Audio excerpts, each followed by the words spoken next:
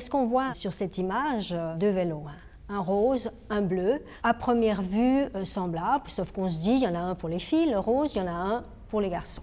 Quand on regarde de plus près, on se rend compte que ce n'est pas du tout les mêmes vélos. Ce n'est pas simplement une différence de couleur, mais quand on regarde de plus près, on voit par exemple que sur le vélo de filles, on a le porte-bébé, on a le panier.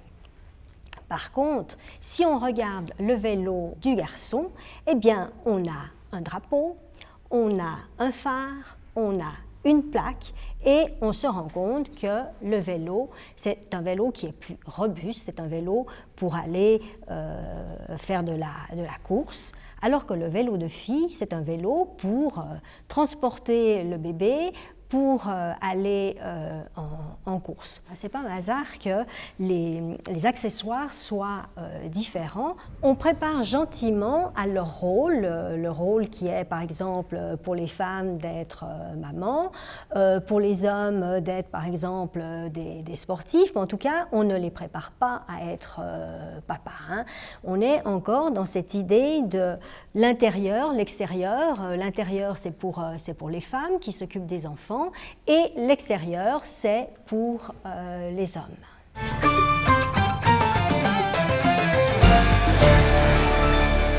Vous avez deux vélos, ce sont des dessins d'enfants, une activité qui s'est réalisée dans une classe où l'enseignant a demandé aux élèves de colorier ces vélos. Alors, ce qui était demandé, c'est qu'il y avait un vélo pour les garçons et un vélo pour les filles. Donc, ce qui est assez intéressant, c'est qu'on se rend compte que ces deux vélos, bien qu'ils soient semblables, comme dans l'image précédente, mais ils sont coloriés totalement différents. Et j'aimerais vous lire ce que les enfants de 7-8 ans, disent de ces vélos. Alors, quand il s'agit du vélo de garçon, les enfants disent « il pédale tout seul, il est moins cher ».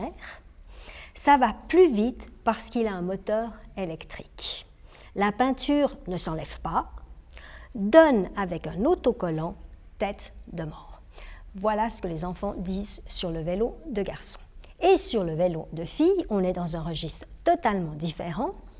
Il attire les papillons, il sent la fraise, il fait de la musique, on peut mettre plein de choses à l'intérieur et on peut dormir dessus et faire à manger. Donc là également, on a la même vision du vélo, faire à manger. L'autre vélo, c'était s'occuper des enfants.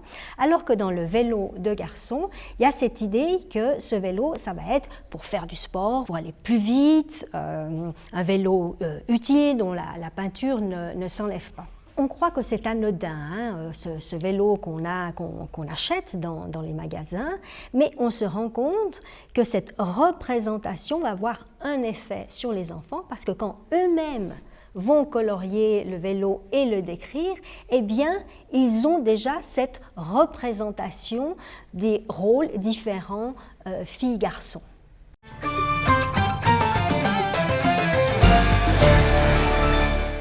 Vous avez ici un tableau de Philippe de Champaigne du XVIIe siècle. C'est un tableau que j'aime beaucoup parce qu'il est très questionnant. Je l'utilise souvent pour mes cours et la question que je pose, c'est combien dans ce tableau, vous voyez qu'il y a des enfants, combien y a-t-il de filles, combien y a-t-il de garçons? Je vous laisse réfléchir un moment. Et la réponse, je vais vous dire généralement, le public n'est pas toujours d'accord, on entend 2, 3, 4 filles. Eh bien, je vais vous dire la réponse, c'est une fille. La fille, c'est laquelle? C'est celle qui est au milieu avec une robe bleue. Alors effectivement, c'est perturbant parce qu'on a l'habitude de voir, en tout cas aujourd'hui, de voir les filles en rose et les garçons en bleu. Et sur ce tableau, qu'est-ce qu'on voit? Une fille en bleu et deux garçons, notamment les garçons qui sont sur la droite, en rose. Et ce qu'on voit aussi, c'est des garçons avec des robes. C'est perturbant parce qu'on pense que les pantalons, c'est pour les garçons et les robes, c'est pour les filles. Ce qu'on croit une réalité immuable aujourd'hui, rose pour les filles, bleu pour les garçons, les robes pour les filles, les pantalons pour les garçons, ça n'a pas toujours été le cas et ça ne posait aucun problème.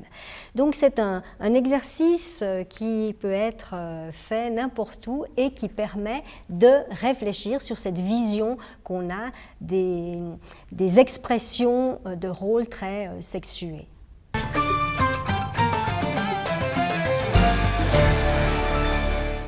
Dans nos collections d'images montrant des enfants, on a une partie qui est très stéréotypée et l'autre qui est un peu plus ouverte dans les rôles garçon-fille.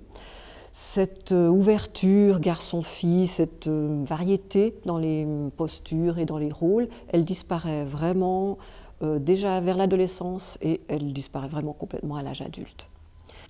Du côté des images stéréotypées, on a des filles qui se préoccupent de beauté. Ici, on a un garçon dont on nous dit que quand il sera adulte, il sera prix Nobel.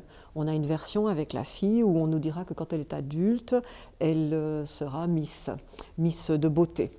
Et puis, on a aussi le modèle des enfants, de la fillette qui travaille avec grand-maman dans la cuisine, et puis du garçon qui étudie beaucoup.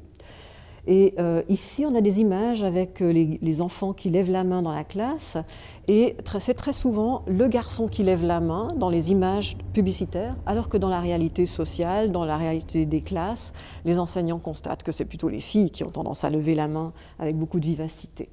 Donc on se rend compte que les modèles publicitaires correspondent à un certain idéal que nous partageons et en même temps, dans la pratique sociale, il se passe bien d'autres choses.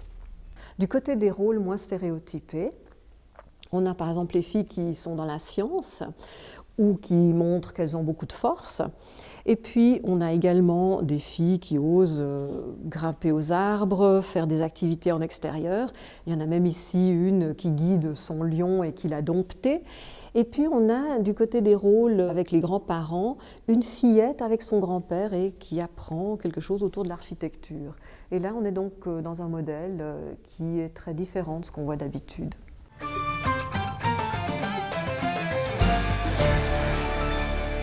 Dans nos collections d'images publicitaires montrant des enfants, on a donc avant tout des stéréotypes. Par exemple, pour la mode, c'est souvent le garçon qui est le héros, la fille qui est une fashion victim. Et puis dans les postures, elles ont souvent déjà les jambes refermées, croisées, elles regardent d'un air timide, tandis que le garçon a vraiment déjà la posture largement ouverte et ancrée. Et puis souvent, le bleu est pour les garçons et le rose est pour les filles.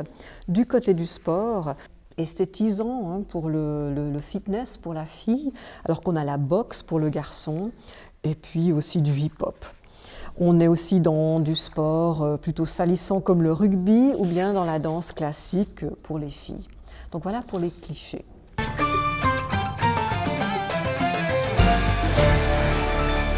Du côté des images publicitaires qui montrent des enfants de manière un petit peu plus variée, on a par exemple des enfants qui se font la grimace ou bien qui gribouillent les murs créativement et qui sont en bonne complicité.